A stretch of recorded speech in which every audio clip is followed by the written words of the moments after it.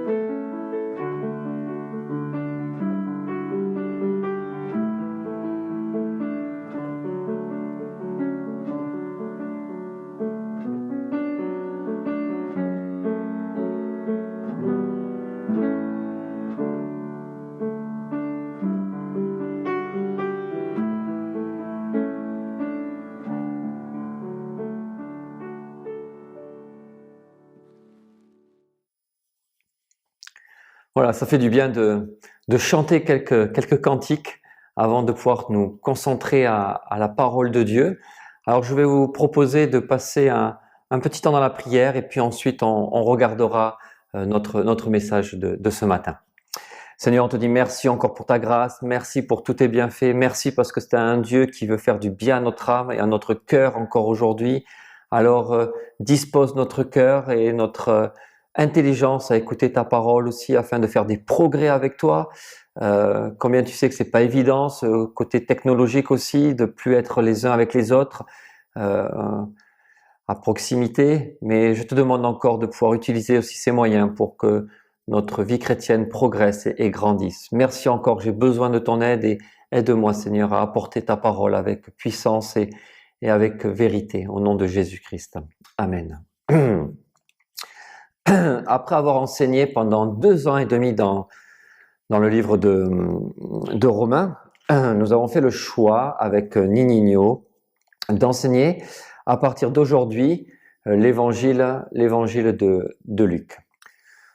Ce matin, je vais faire une introduction condensée de cet évangile parce que si on devait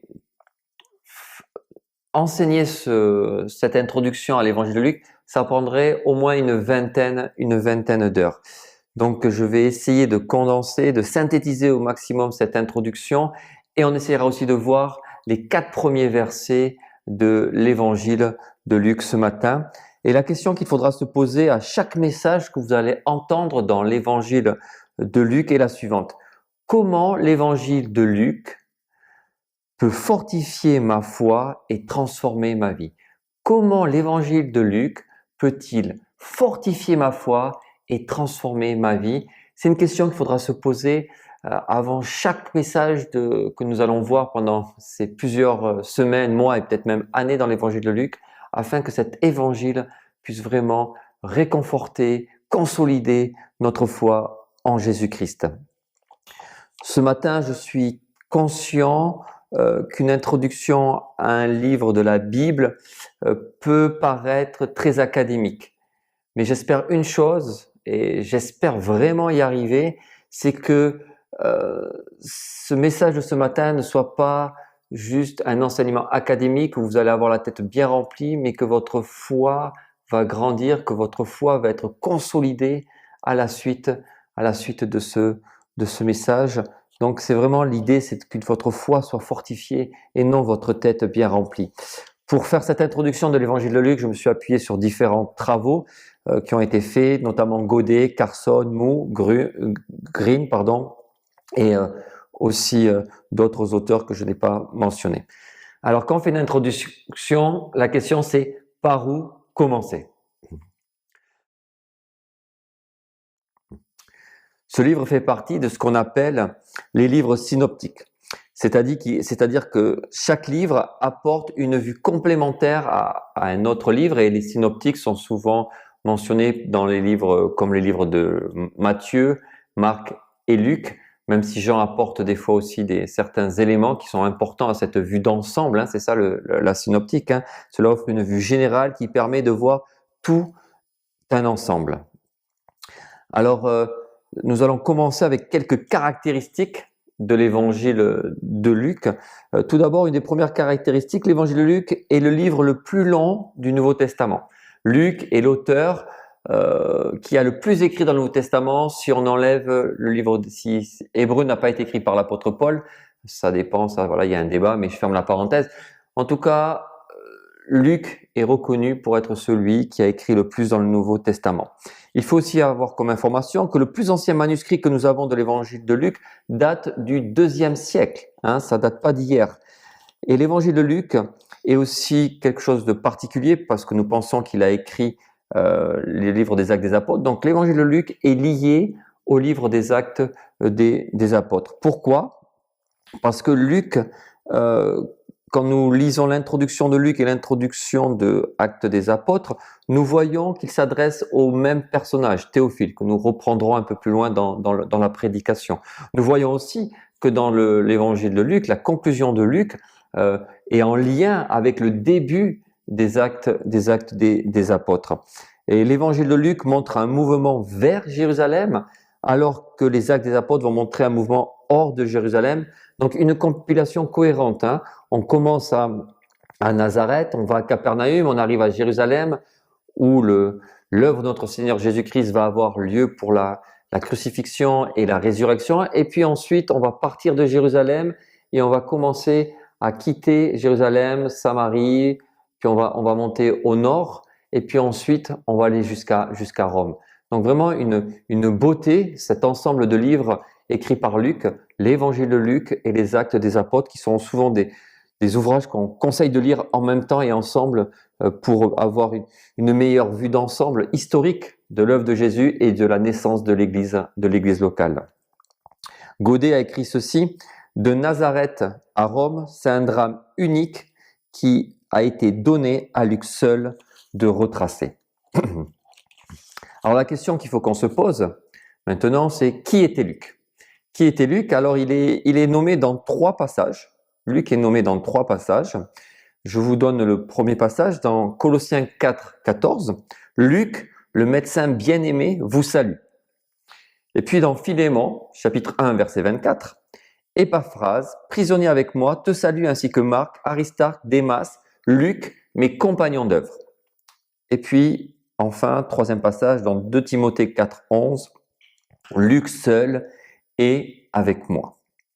Donc on voit dans ces 3 versets, une information assez importante, c'est que Luc était un compagnon d'œuvre avec l'apôtre Paul. Il a accompagné Paul dans son ministère pour annoncer l'évangile dans le monde païen. Il est fort probable aussi que Luc soit d'origine païenne. À la lecture de Colossiens 4, 10, 14, et je vous invite à prendre Colossiens 4, 10, 14 qu'on va lire ensemble, et vous allez voir pourquoi. Aristarque, mon compagnon de captivité, vous salue, ainsi que Marc, le cousin de Barnabas, au sujet duquel vous avez reçu des ordres. Jésus, appelé Justus, vous salue aussi. Ils sont du nombre des circoncis et les seuls qui travaillent avec moi pour le royaume de Dieu et qui ont été pour moi une consolation. Donc ici, à la lecture de ces versets, on voit les seuls circoncis, les seuls juifs en fin de compte qui accompagnaient l'apôtre Paul. Et ensuite, Paul va parler d'autres personnages tels que Épaphrase et puis aussi bien sûr Luc qu'on voit au verset 14. Donc, on peut admettre ici que Luc ne faisait pas partie des circoncis, donc ne faisait pas partie des juifs. Il était peut-être un sympathisant du judaïsme, mais il n'était pas considéré comme un circoncis. Donc Luc était sûrement un païen, et donc Luc est le seul écrivain d'origine païenne à avoir eu ce privilège d'écrire dans la parole de Dieu. Luc a aussi un autre titre que nous voyons dans Colossiens 4, 14. Luc est un médecin. Donc, en tant que médecin, c'était un homme instruit, un homme qui avait une connaissance. Il faut savoir qu'à cette époque-là, dans l'Empire romain, l'État exigeait, tout comme aujourd'hui, que les médecins aient une certaine somme de connaissances scientifiques. Et Luc avait dû passer par des écoles de formation pour devenir médecin reconnu aussi dans l'Empire romain. Et un homme qui était aussi instruit, je pense, au niveau du langage, on le verra au niveau du grec et aussi de l'hébreu. C'est un homme qui devait maîtriser ces 2 langues-là. Et le 3e passage où il est mentionné, c'est dans 2 Timothée 4, 11. Et là, le texte nous dit « Luc, seul avec moi ». Donc Luc a accompagné l'apôtre Paul dans ses derniers jours en prison à Rome.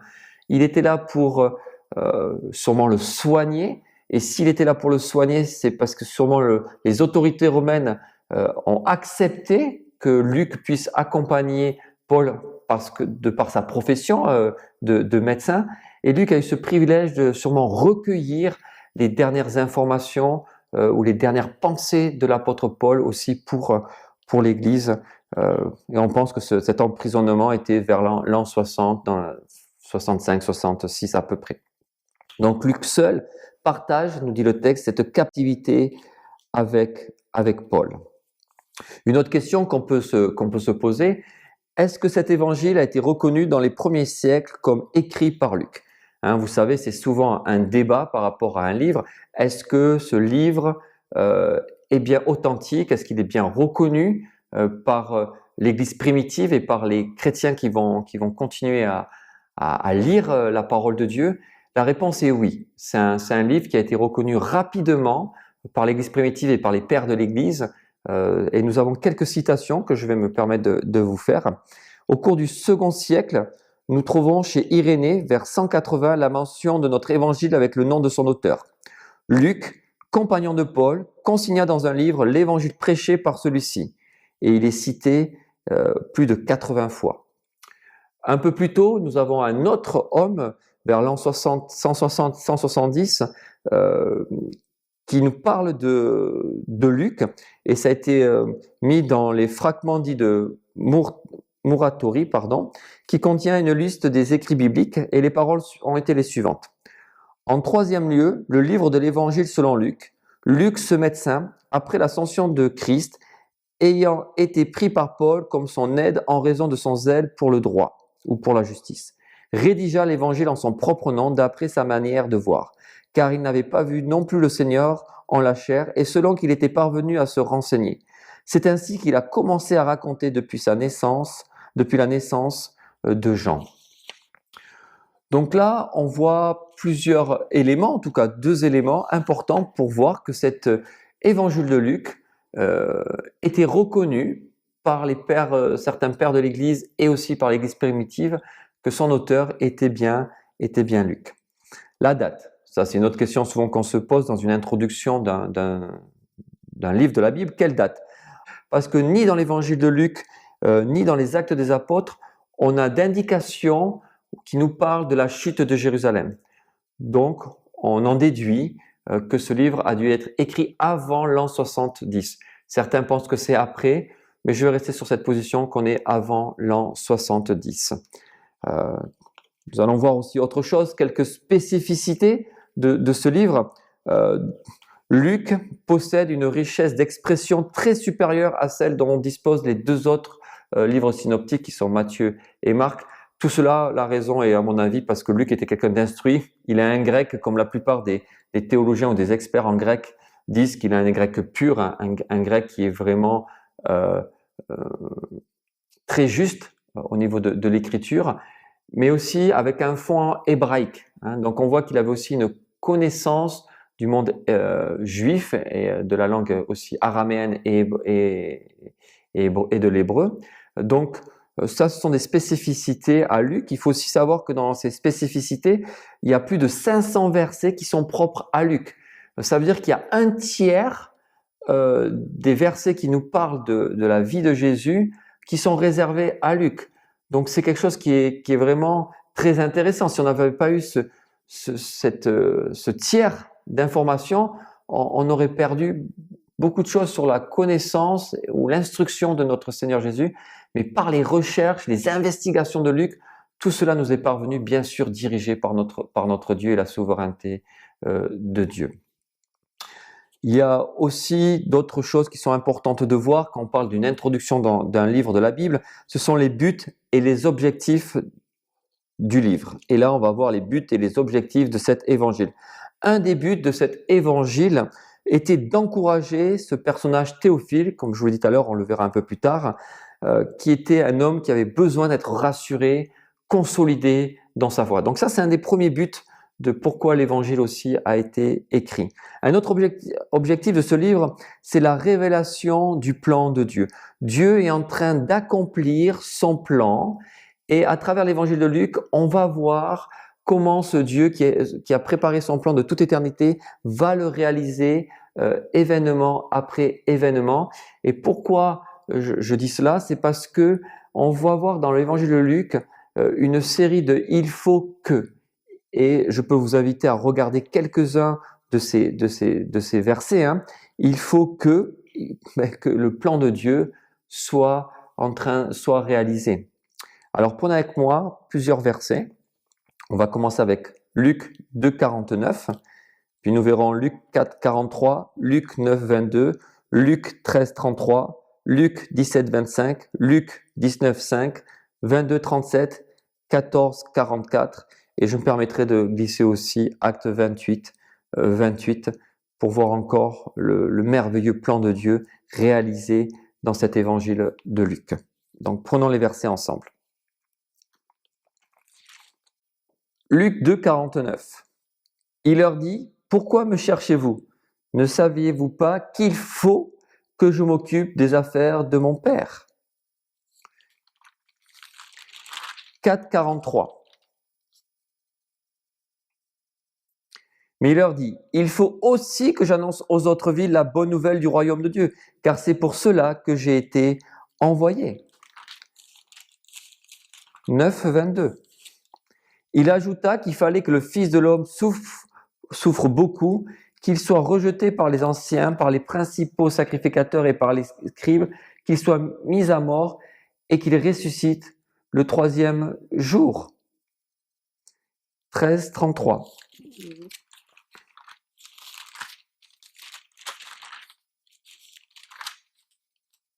Mais il faut que je marche aujourd'hui, demain, le jour suivant, car il ne convient pas qu'un prophète périsse hors de Jérusalem. 17, 25.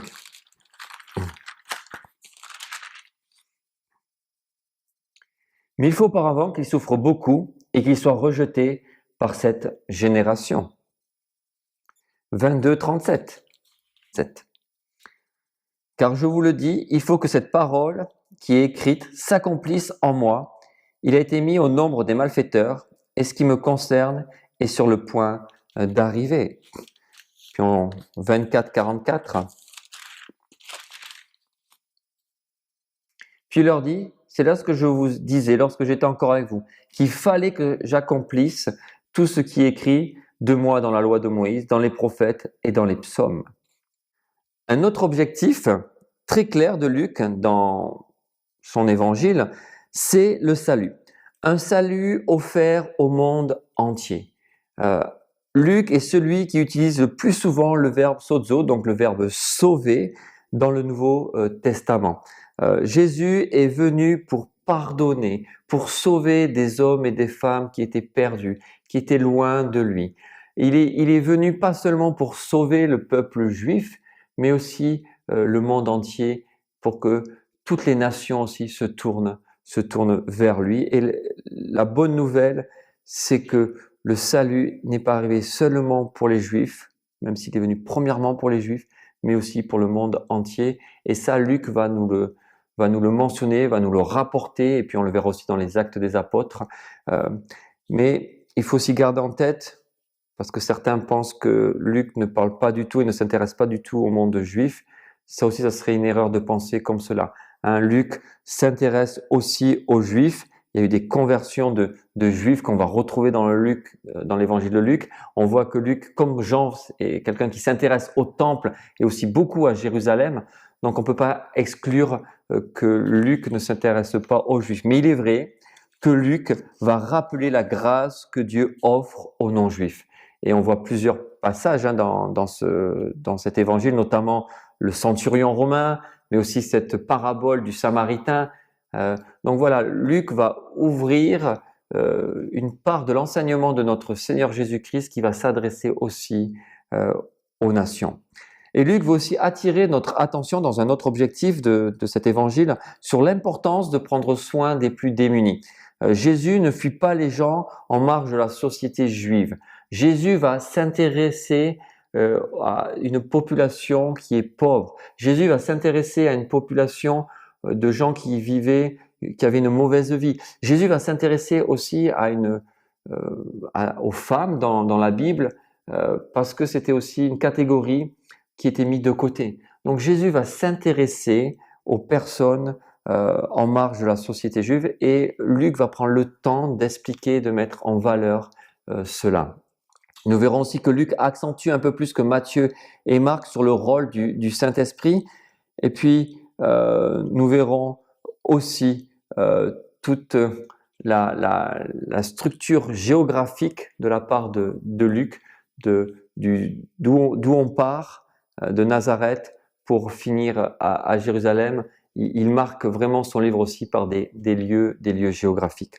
Donc en tout cas, durant les prochaines semaines, les prochains mois et peut-être sûrement les prochaines années, nous allons voir tout cela, nous allons être confrontés à la vie de notre Seigneur Jésus-Christ, une vie d'exemple que nous allons devoir suivre pour que notre foi soit consolidée, pour que notre foi soit plus forte et puis pour que notre salut soit encore plus brillant afin de l'annoncer aussi aux nations. Et c'est ça, c'est tout cela que nous allons retrouver dans notre livre de l'évangile de Luc. Alors j'espère que ce matin, cet évangile va fortifier notre foi et aussi transformer notre vie. Et je vous invite à commencer à regarder les 4 premiers versets de notre évangile de Luc. Alors je vous invite à prendre ces versets-là, versets 1 à 4. Alors, je suis très conscient que faire une introduction de l'évangile de Luc en moins de 20 minutes, c'est quelque chose d'un peu fou. Hein, je vous le dis, on pourrait prendre 20 heures pour vraiment de cours pour vraiment développer cette introduction.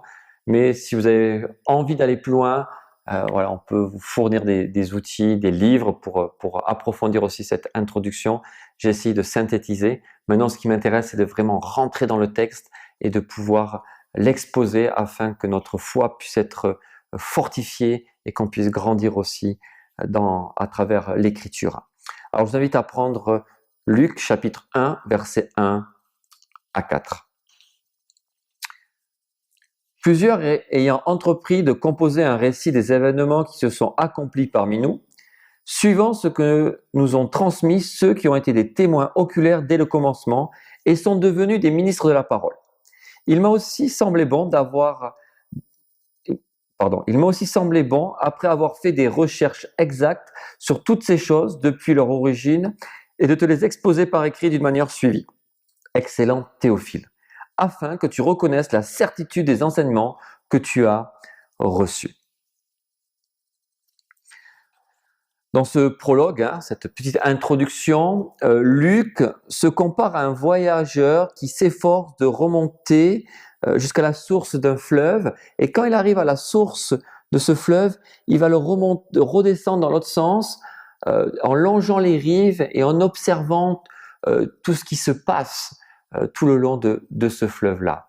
Ça va être ça, cette recherche, cette investigation de cet homme pour nous apporter des éléments justes, vrais et enrichissants aussi pour notre foi et des faits bien sûr historiquement reconnus.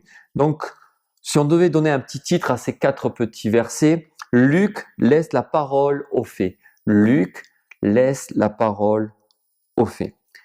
Luc n'a pas été un témoin oculaire de la vie de Jésus. C'est ce qu'il dit, il n'a pas été là, lui, présent pour voir tout ce qui a pu se passer dans le ministère de Jésus. Il n'a pas non plus reçu une révélation directe et particulière de Dieu. Le texte ne le mentionne pas. Alors comment a-t-il pu rédiger cette œuvre? Le premier cadre qu'il faut se donner, c'est que Dieu est au contrôle de tout. Dieu est souverain. Dieu a fait le choix de choisir cet homme-là, de le mettre à part pour pouvoir rédiger cet évangile-là. Et Dieu va mettre en place des hommes et des femmes autour de Luc qu'il va pouvoir aller consulter pour pouvoir écrire cet évangile-là. Il va aussi donner l'intelligence et la bonne direction à Luc pour pouvoir aller chercher toutes ces informations-là afin d'écrire cet évangile-là et qui puisse nous encourager, cet évangile de Luc. Donc, la source première que Dieu va donner à Luc, je pense, pour commencer ses investigations, ça va être les apôtres. Ça va être l'évangélisation apostolique. Les apôtres avaient cette mission d'aller annoncer l'évangile et je pense que Luc a été au bénéfice de cette évangélisation apostolique. Il ne faut pas oublier que les apôtres avaient cette mission d'être des témoins de la vie de Jésus. Jésus leur a confié cela à plusieurs reprises. On peut regarder quelques versets ensemble si vous voulez bien. Luc 24, 48 nous dit « Vous êtes témoins de ces choses ». Acte 1, 8 « Vous serez mes témoins à Jérusalem et en Samarie et jusqu'au bout de la terre ». Jean 15, 26, 27 « L'Esprit rendra témoignage de moi et vous aussi vous me rendrez témoignage parce que vous êtes dès le commencement avec moi. » Le Maître avait choisi, s'était entouré de ces hommes dans le but qu'ils soient des témoins. Donc, ces témoins oculaires de la vie de Jésus vont aller transmettre cela à d'autres personnes et Luc va être confronté, ou en tout cas va rencontrer plutôt, c'est le mot qui est plus juste, ces hommes-là, et ça va faire partie de ses premières recherches de chercher ce que ces hommes ont dit, ces hommes qui ont été témoins oculaires de la vie de Jésus. Donc Luc a dû s'entretenir avec ces témoins-là pendant plusieurs jours, plusieurs semaines, il est fort possible, voire plusieurs années, parce qu'on pense que Luc est resté des fois à des endroits où ces personnes étaient là aussi. Luc s'est aussi procuré des écrits sur l'histoire du Seigneur et de ses enseignements. Il dit « Plusieurs ayant entrepris de composer un récit des événements qui sont accomplis parmi nous ». Donc on voit qu'il y a eu des œuvres partielles ou complètes qui ont été écrites sur Jésus, et pas forcément l'évangile de Matthieu ni de Marc. La plupart pensent qu'en plus l'évangile de Matthieu, Marc et Luc ont fortement été rédigés en même temps. Peut-être que Marc était peut-être un peu avant, c'est une possibilité. En tout cas, ce n'est pas seulement sur ces écrits-là que Luc allait chercher ces informations, parce qu'on voit qu'il y a plus de 500 versets qui sont différents de ces deux autres évangiles, avec beaucoup plus d'informations. Donc, Luc s'est procuré des écrits de gens fiables, de gens qui étaient témoins oculaires de Jésus, qui ont écrit, qui n'ont pas forcément été récoltés dans la parole de Dieu, qui n'ont pas été cités comme inspirés, mais des faits réels qui étaient là. Il s'est appuyé aussi sur ces faits-là. Donc les textes qui ont été rédigés par des témoins oculaires, et le texte nous dit des ministres de la parole. Donc un cercle restreint de personnes ont eu cette possibilité-là aussi d'écrire ces événements. Il n'est pas ici question de témoins passifs, mais de témoins en action. Pierre a été un exemple. Donc on voit ici Luc qui était en contact avec ces personnes. Et chaque fois qu'il rencontrait ces personnes-là, Luc examinait avec sérieux tout ce qui lui avait été dit. Il vérifiait si cela était exact. Il a dû confronter les différentes versions écrites, et Luc a pris du temps dans ses recherches. Il n'a pas fait comme cette société aujourd'hui où il faut que tout aille à 100 à l'heure et vite.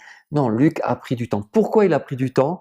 Parce qu'il est question du plus grand événement de l'histoire, la venue de Jésus-Christ, ce Dieu de gloire qui quitte son éternité pour venir poser ses pieds sur la terre et réaliser l'œuvre la plus belle de toute l'humanité, ce sacrifice et cette résurrection en Jésus-Christ. Donc c'était pas un sujet à prendre à la légère, et Luc en est conscient.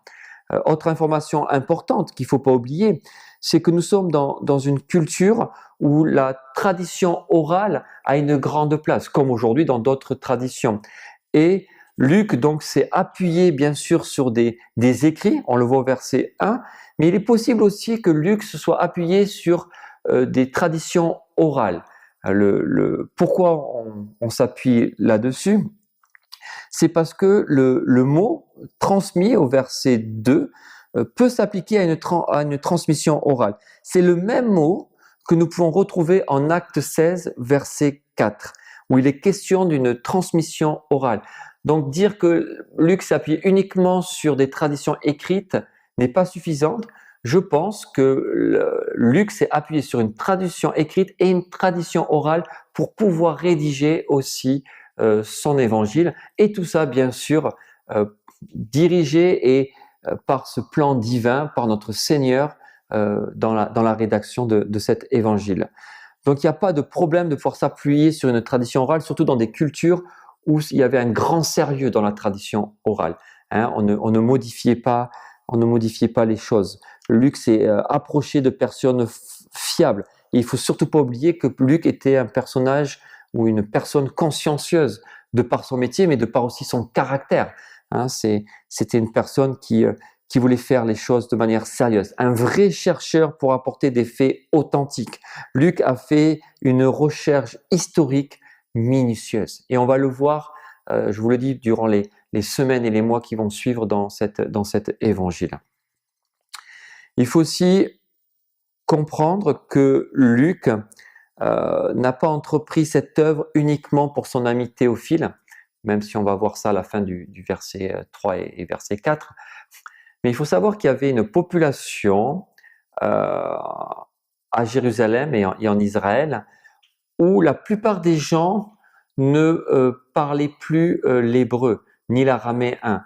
Ils étaient appelés souvent des hellénistes parce que c'était des juifs qui ne comprenaient que le grec, ils lisaient que le grec. Et on voit cette tension dans Acte 6 entre les juifs qui étaient d'origine, qui parlaient le grec, qui étaient avec une éducation grecque, et puis ceux qui avaient encore une éducation et qui parlaient l'hébreu. Il faut savoir qu'il y avait plus de 300 synagogues à Jérusalem où le grec était la langue utilisée pour enseigner l'Ancien Testament. Souvent, on appelle ça la Septante. C'est l'Ancien Testament en hébreu qui a été traduit en grec. Et donc, il fallait que un homme puisse traduire aussi et une connaissance de la langue hébraïque et araméenne pour aussi la mettre en grec pour que ça puisse cet évangile puisse être lu par plusieurs personnes qui avaient cette capacité de lire le grec à Jérusalem. Donc il ne faut pas oublier que ce travail, c'était aussi une des œuvres des apôtres qui comprenaient, lisaient et écrivaient l'hébreu et le grec, et probablement Philippe, on peut voir ça en Jean 12, 20, 21, avait cette connaissance hébraïque et aussi cette connaissance du grec, et Matthieu devait aussi avoir cette connaissance-là aussi. Donc, Luc, ayant cette connaissance, était en capacité de pouvoir aussi récupérer des informations par des Juifs qui allaient lui parler en hébreu, et lui les retransmettre et les écrire dans la langue grecque. Continuons dans nos 4 petits versets. Au verset 1 et 2, nous voyons Luc qui a consulté ceux qui ont entrepris de transmettre les événements de Jésus. Il est allé les voir, il a pris les informations, il a scruté si c'était juste ou pas juste. Voilà, il s'est entouré de personnes fiables, avec des sources écrites et des sources orales. Et puis à partir du verset 3, là on voit que c'est lui qui s'engage à entreprendre la rédaction de ses recherches. Je vous épargne les mots en grec au verset 3, mais littéralement, il y a 3 mots qui sont importants pour montrer encore le sérieux de cet homme, ayant suivi attentivement, un autre mot qui est avec le mot avec rigueur et un autre mot avec ordre. Donc là, on voit toute la personnalité, tout le caractère, tout le sérieux spirituel aussi de cet homme à travers ces 3 expressions. Un autre mot qui est intéressant ici, c'est le mot « depuis l'origine ». Donc, il m'a aussi semblé bon, après avoir fait des recherches exactes sur toutes ces choses depuis leur origine. Alors la question de leur origine, il y a un petit débat là-dessus. Est-ce qu'il est question de la naissance de Jésus ou du ministère de Jésus? Moi, je partirais sur la nativité. Je pense qu'il n'est pas exclu que Luc ait pu être en contact avec des personnes comme Marie ou des contemporains de la nativité, et il a pris tous ces événements, il a fait toutes ces recherches et ensuite il a pu les rédiger. Donc dire que depuis l'origine il est question de la nativité, de la naissance de Jésus, me semble aussi possible et cohérent. Donc voilà, d'autres pensent que c'est plutôt à partir du ministère de Jésus. Toujours dans notre passage, on va voir cette volonté forte de Luc d'apporter à son ami Théophile un tableau complet de l'histoire et de l'enseignement de Jésus, dans le but de fortifier la foi et de lui présenter aussi en même temps encore le salut. Cet homme ici que nous voyons, on voit que c'était un homme qui avait une position sociale apparemment élevée. Par l'expression « excellent Théophile », c'était un mot grec qui était utilisé pour des personnes qui avaient une bonne place, tel quelqu'un qui était au consulat ou qui avait une place assez importante dans l'empire romain. Donc on voit un homme qui était important dans la société romaine, donc un homme qui pouvait être aussi influent par sa foi et aussi qui allait être un homme qui allait peut-être pouvoir faire que cet évangile de Luc se répande plus rapidement aussi.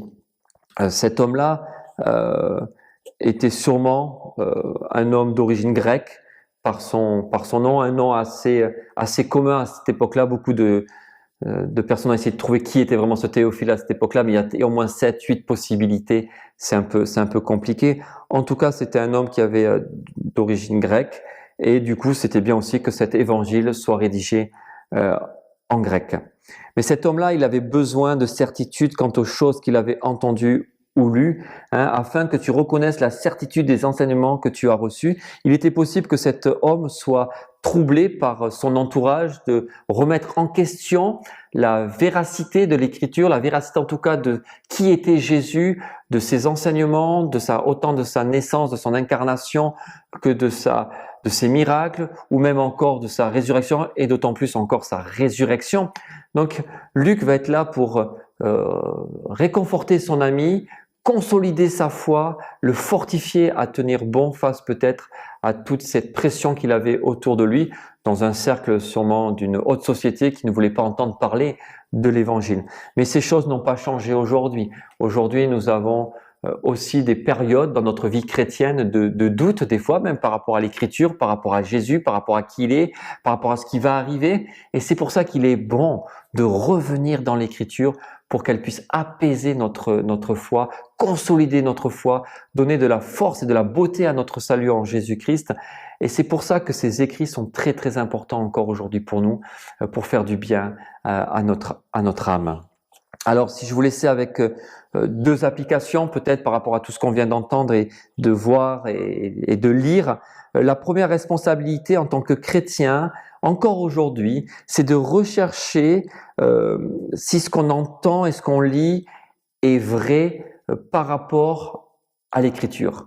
Aujourd'hui, on entend plein de choses, plein de messages sur YouTube, comme celui-ci que je suis en train de faire. Est-ce que tout ce que vous entendez ou vous lisez même dans des bouquins, est-ce que c'est conforme à l'écriture, que vous soyez toujours vigilant par rapport à cela. Et je vous encourage à plonger vos regards dans la loi parfaite, la loi de Dieu, l'écriture, que ça puisse conforter, réconforter votre âme et consolider votre foi. La deuxième application par rapport à ce texte, donc on a vu que Luc était un chercheur, quelqu'un qui voulait approfondir l'écriture pour justement être plus solide, pour toujours discerner ce qui était vrai de ce qui est faux. Et on arrivera toujours à mieux discerner ce qui est vrai de ce qui est faux en connaissant le vrai. Et puis la deuxième application, c'est cette responsabilité de transmettre la parole de Dieu. Luc a fait des recherches, mais dans le but ensuite de le transmettre à son ami pour l'encourager. Donc soyez des chercheurs de la parole de Dieu, pas être en train de vouloir trouver que des nouveautés. Je pense qu'il n'y a rien de nouveau sous le soleil, mais de chercher ces trésors encore que nous n'avons pas trouvés parce que nous ne passons pas assez de temps dans l'écriture. Et quand nous avons ces trésors-là, de pouvoir les transmettre pour encourager les personnes autour de nous afin qu'elles puissent être consolidés dans leur foi, voir d'autres rencontrer le Seigneur à travers le salut en Jésus-Christ. Voilà comment je voulais vous encourager ce matin à travers l'introduction de ce livre de Luc et ce petit prologue de versets 1 à 4. La semaine prochaine, vous aurez un autre prédicateur et je suis bien content. Vous aurez Nino qui sera là pour vous apporter la suite de ce passage que nous allons voir et que nous allons traiter durant les prochaines semaines. Voilà, je vous souhaite une bonne fin de journée et puis à plus tard. Pas la semaine prochaine pour moi, mais à plus tard.